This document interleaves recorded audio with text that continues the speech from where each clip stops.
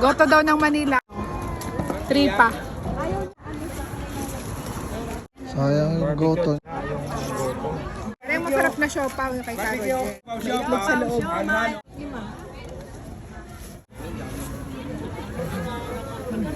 Siomay ni Aling Patikim Siom. ng sopa mo. Uy.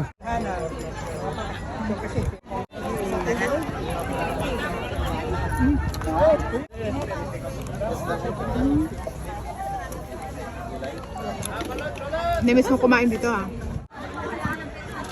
Hindi mo mamimiss ang taho. Hello mga ka-Frenny! Isa na namang pang masarapang food trip ang lalantakan natin for today's video. Summer na naman nga kaya andini nga ulit tayo sa Bandinere Milano. Isang parko din sa amin sa Italia kung saan palagi ang nagtitipon-tipon ng ating mga kababayang OFW sa Milan para lang makakain ng mga nami-miss naming Pinoy street foods na atin ang nakasanayan. Update nga lang sa mga nagbabalak palang suminsay dine na from Monday to Friday lang bukas itong parko na may pinag-iihawan nila dahil pag Sabado at Linggo nga pala lumilipat sila ng pwesto. Pero huwag mag-alala dahil dito pa rin yan sa Bandinere. Yan yung sa kabilang parko nga lang, tatawid ka lang. May harang kasi yung talagang pinagpupwestuhan nila dito every weekend. Kaya kung gusto nyo ng mga talagang niluluto sa harap nyo, pumunta kayo dito every Monday to Friday. Pero madami pa din namang tinda kahit weekend, yun nga la ang mga nakabalot na lahat dahil bawal daw mag-ihaw din sa kabilang parko. Balot, ilan? Balot. Fishball. Masarap yung melon. Ayun mo. Garini nga ang sitwasyon kada Sabado at Linggo, nakapak na din yung mga fishball. Ang dami pa ding napunta at nagpo-food trip din lalo na pag Sabado. Palibhasa kasi, yan ang mga kadalasang day off ng mga kababayan natin mga Pilipino din sa Milano. Kaya naman gala day with mga friends and families. Pinakabanding na din kasi after ng mahaba ang trabaho sa buong Lunes hanggang Biyernes. Yun guys, ang daming tao ngayon dito. Grabe. O, diba? Sabado kasi, kaya talaga madaming mga Pinoy. Siya may halo-halo, pili ka na, alang karyoka. Wala. Kaya kung gusto mo nga makibanding at makakita ng kapwa Pinoy natin na nagtitipon-tipon, dini mo nga lang yan matatagpuan sa parko na are. Kanya-kanyang diskarte talaga para makahanap ng pagkakakitaan ng mga kababayan natin dini sa Milano.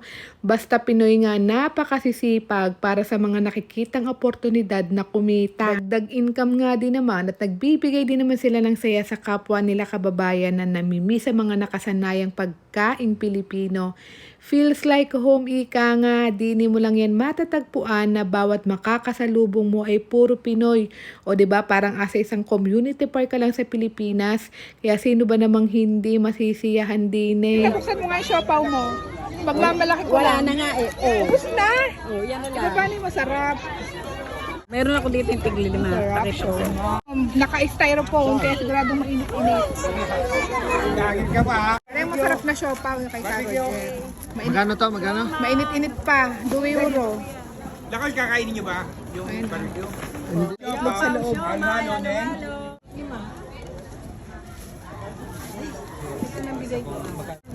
Sarap. Sarap ng siomay. Oha.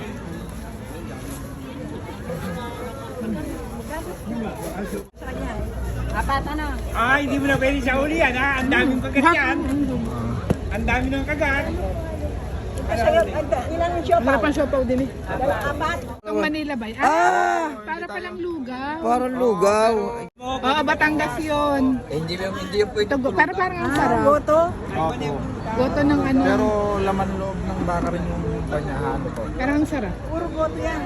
Okay. Nakatagpo nga kami ng tigpa 5 eurong goto ala tondo daw, charot, na ang lahok ay hindi manok na aming nakasanayan bagkus ay lamang loob ng baka. Ngayon lang ako nakatimos ng garining klaseng goto. Alam nyo naman na nakasanayan kong goto ay ang goto ng Batangas, yung walang kanin. Kaya weird sa aking tawagin na ring goto. Sa amin kasi sa Batangas, ang tawag sa ganitong may kanin ay hindi goto, kundi lugaw na. Goto daw ng Manila, akala ko ano yung parang goto na ano. Hindi siya gotong Batangas. Iba siya. Gotong Manila po.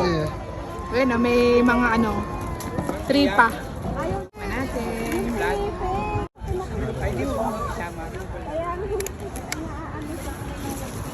Masarap yan, masarap. Lasang manok kasi walang manok. Halo-halo. Kasi diba disolito yung luguin manok. Siopaw, Parang laman siopaw. loob siya ng baka. Laman loob, no? Siopaw. Tama, may galis pa ako. Siomay din kami.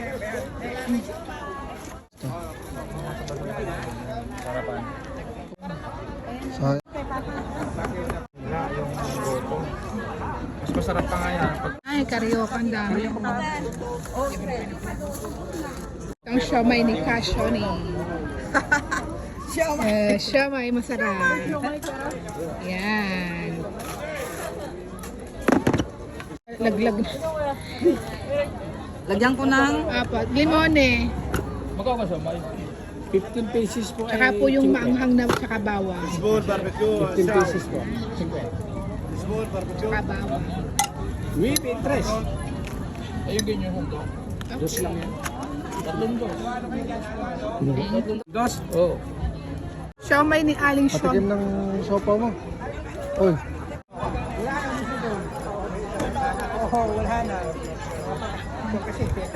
Yan nga ang masarap na siomay ni Aling Shoni. The best siomay na natikman ko dito. May nagtitinda din ng ice cream on stick na may iba't ibang cheese flavor. lang, ha? Matikman din nga. Cheese. Cheese na lang. Ay, yung ube na lang, ube. Ubi na lang, okay. Lagyan natin suka. Nagtry din ako ng lumpiang gulay na talaga namang suka palaang ay katalo na ang lasa sa sarap. Lumpiang gulay.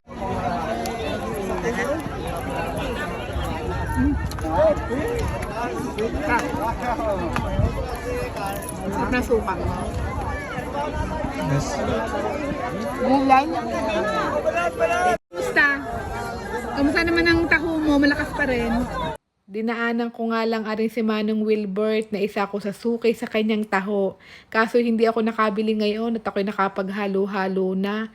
Napakadaming suki niyan kasi naman hindi nalalayo ang lasa ng taho niya sa nilalako na taho sa Pilipinas. Kuya Wilbert.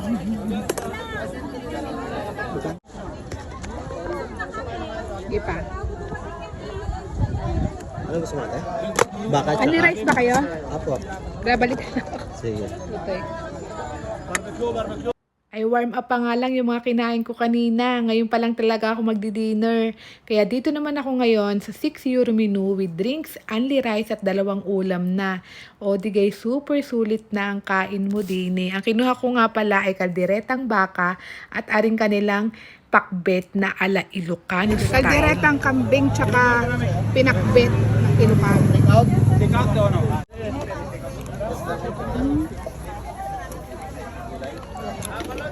Namiss mo kumain dito ah. May mani oh, may mani. Isang Manila nga rin. Ang halo-halo ni Ka Roger. Sabi ko madami kayo magatas ha. Vlog to. Naku, lahat yan. Ayan, dami nanonood niyan. Naku. Ayan ang halo-halo ni Ka Roger. May tatak pa. Ayan, kunin mo picture. Ayan. Social, oh. Yan ni Roger. O, diba? Papa Roger, halo-halo. At iba pa. Bayon at na bayon. Kakapunta ko nga din taon-taon, alam ko na kung alin ang masarap at hindi napupuntahan. Kaya yung mga binabalik-balikan ko, siya talaga namang masarap. Tikman muna natin. Ay, masarap. Walang masyadong taba. Tinikman ko nga lang yung barbecue ni Shin. Di kasi pwedeng bumili lang isa. Dapat isang pack daw na 5 pieces ang laman. 5 euro siya, bali piso ang isa. So ayun mga friendship, thank you for watching this video. At kung nag-enjoy kayo sa food trip natin for today's video, please don't forget to like, share, and follow. And see you on our next food trip. Bye! Ciao!